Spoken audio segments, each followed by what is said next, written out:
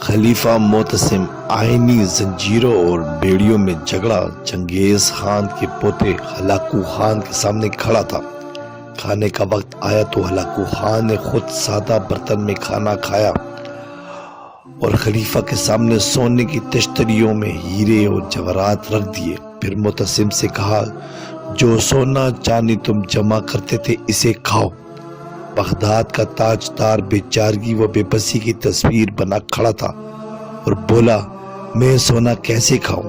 Hulagu نے فوراً کہا، پھر تم نے یہ سونا چاندی جمع کیوں کیا تھا؟ وہ مسلمان جسے اس کا دین ہتھیار بنانے اور گھوڑے پالنے کے لیے ترغیب دیتا تھا مگر جواب نہ دے سکا۔ ہلاکو خان نے نظر گما کر محل کی جالیاں اور مضبوط دروازے دیکھے اور سوال کیا، تم نے ان جالیوں کو پگھلا کر آئینی تیر کیوں نہ بنائے؟ تم نے یہ جواہرات جمع کرنے کی بجائے اپنے سپاہیوں کو رقم کیوں نہ دی تاکہ وہ جان بازی اور دلیری سے میری فوج کا مقابلہ کرتے؟ خلیفہ نے تعصب سے جواب دیا، اللہ کی یہی مرضی تھی۔ ہلاکو نے کڑک دار لہجے میں کہا، پھر تمہارے ساتھ جو ہونے والا ہے وہ بھی خدا کی مرضی ہوگی۔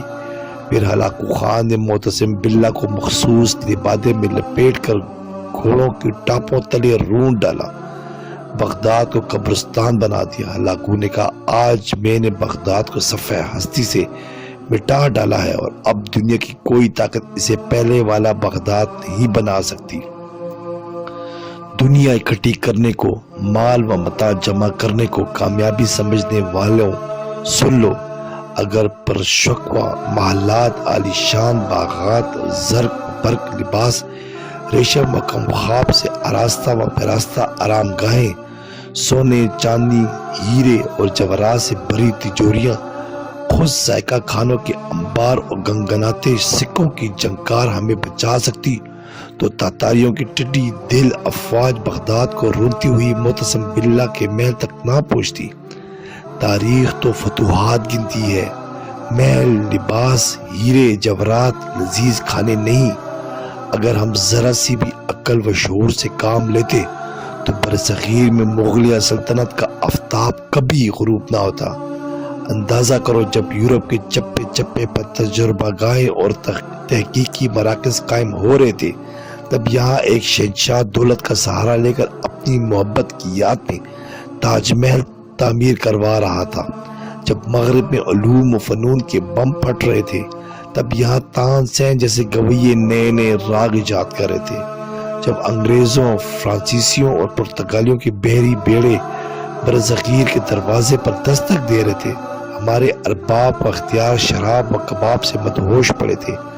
تن آسانی، عیش کوشی اور عیش پسندی نے ہمیں کہیں کا نہ چھوڑا۔ ہمارا بوسیدہ اور دماغ زدہ نظام بکھر گیا کہ تاریخ کو اس بات سے کوئی غرض نہیں ہوئی یہ حکمرانوں کی تجوریاں بھری ہیں یا خالی، شہنشاہوں کے تاج میں ہیرے جوڑے ہیں یا نہیں، درباریوں میں خوشامدیوں، مراسیوں، طبلہ نوازوں اور وظیفہ خوار شاعروں کا جھرمٹ ہے یا نہیں۔ یاد رکھیے، تاریخ کو صرف کامیابیوں سے غرض ہوتی ہے اور تاریخ عذر قبول نہیں کرتی۔ سبسکرائب کریں، لائک کریں اور بیل آئیکن پہ کلک کریں تاکہ آپ کو اس طرح ہی پیاری اچھی اسلامی ویڈیو ملتی رہے۔